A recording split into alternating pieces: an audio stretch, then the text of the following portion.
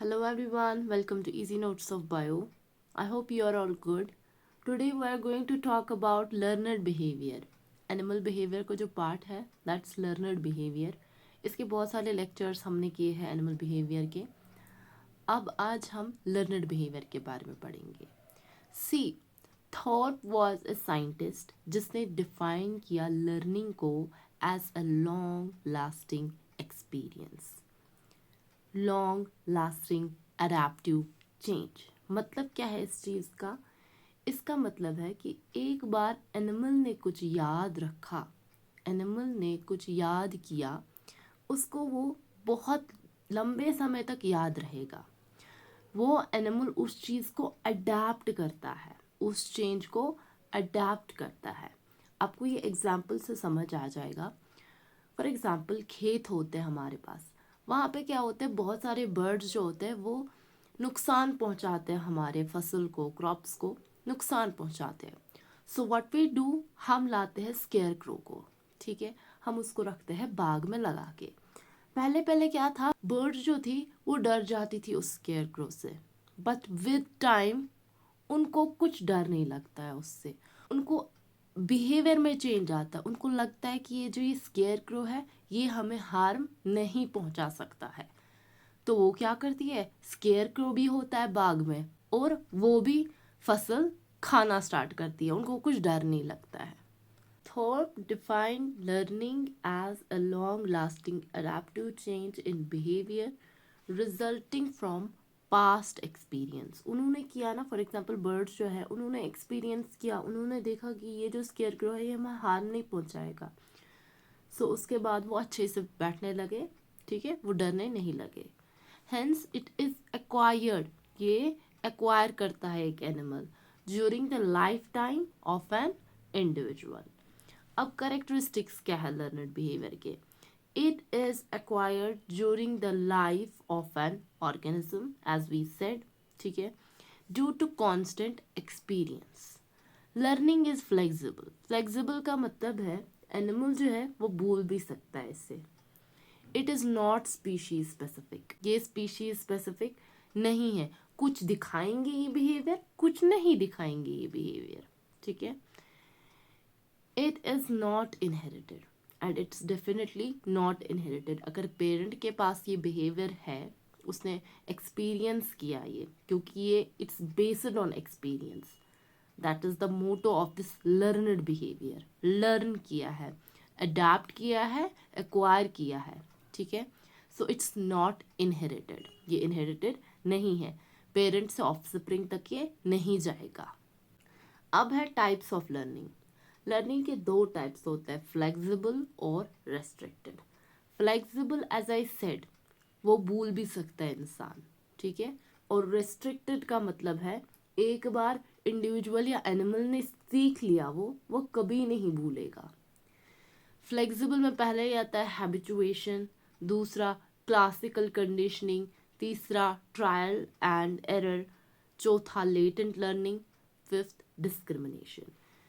Restricted में imprinting, reasoning and insight. जो habituation है इसकी एग्जाम्पल यही है, बर्ड्स का स्केयर क्रो से नहीं डरना इज हैबिचुएशन. मतलब बार बार इसी स्टिमुलस के साथ जब उनका एक्सपोजर हुआ उन्होंने डरना बंद कर दिया.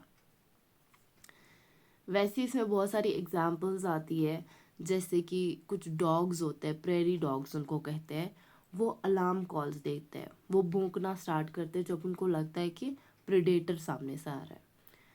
पहले पहले वो क्या करते हैं कि कोई सा भी मतलब ह्यूमन भी वहाँ से चले जो उनके साथ कुछ नहीं करेगा, वो फिर भी भौंकना स्टार्ट करेंगे. लेकिन विद टाइम वो क्या करते हैं, वो इस रेस्पॉन्स को शो करना कम कर देते हैं. ठीक है, उनको लगता है कि ये हमें हार्म नहीं पहुँचाएगा, सो ये वो रेस्पॉन्स शो नहीं करते हैं. उसके बाद क्लासिकल कंडीशनिंग. इसमें एग्जाम्पल है पावलोज डॉग्स. पावलो एक साइंटिस्ट था, उसने डॉग्स पे स्टडी की. उसने देखा कि जो डॉग है, फॉर एग्जांपल अगर मेरे हाथ में खाना है और मैं डॉग को दिखाऊं, उसके मुंह में सलाइवा आता है. इवन ह्यूमंस में भी ऐसा होता है. आप देखो, अगर आप अभी कुछ सौर कैंडी का सोचोगे, आप सोचो उसके बाद आपको क्या, मुंह में पानी आना स्टार्ट होगा. क्यों?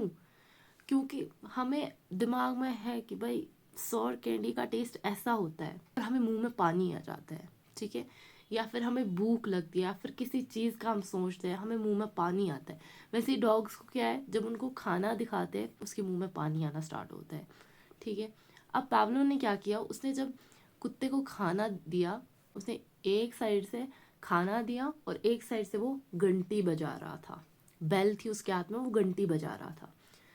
तो नेक्स्ट टाइम उसने क्या किया, बार बार यही कर रहा था, खाना देते टाइम वो घंटी बजा रहा था साथ में, ठीक है।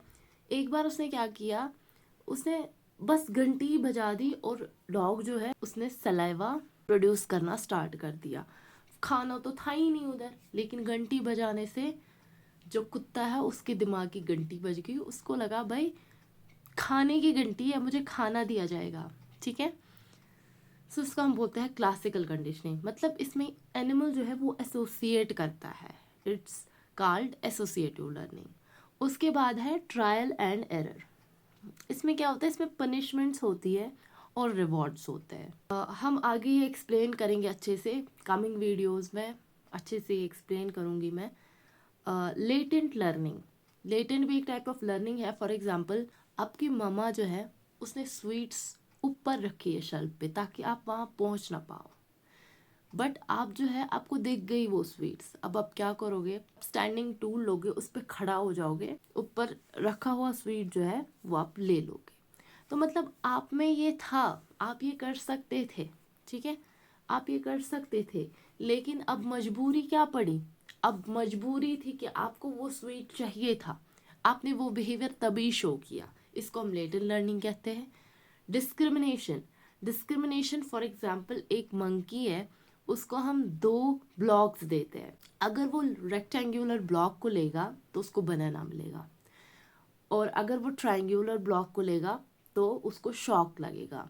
विद टाइम क्या होता है, मंकी जो है वो रेक्टेंगुलर बॉक्स को लेता है, ठीक है, और वो ट्रायंगुलर वाले को अवॉइड करता है। देन इज रेस्ट्रिक्टेड लर्निंग, इसमें आती है इम्प्रिंटिंग।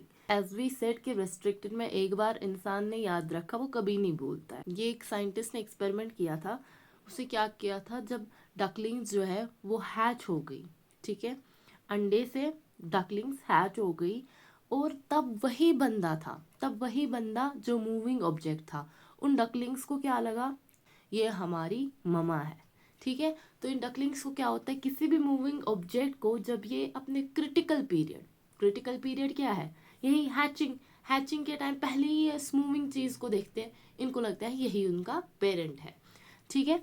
रीजनिंग एंड इंसाइट, आपका मैथ्स प्रॉब्लम को सॉल्व करना, ठीक है, ये उसमें आता है रीजनिंग एंड इंसाइट में। So this was all about today's lecture. I hope you guys understood this topic very well. इससे आगे हम क्या करेंगे, इससे आगे फर्दर हम इसके टाइप्स जो है वो अच्छे से एक्सप्लेन करके समझेंगे, ठीक है। So this is it. If you are new here, make sure to subscribe and thank you very much.